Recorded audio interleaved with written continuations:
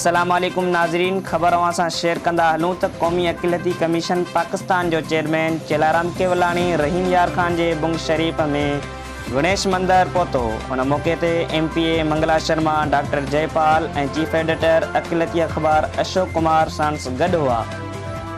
चेलाराम केवलानी ऐं साणस वफ़द में शामिल अॻवाननि पूॼा पाठ पिणु कई। उन खां पोइ चेलाराम केवलानी वफ़द में शामिल अॻवाननि सिविल सोसाइटी ऐं अमन कमेटीअ सां मुलाक़ात कई, जॾहिं त IG पंजाब वफ़द खे ब्रीफिंग पिणु ॾिनी।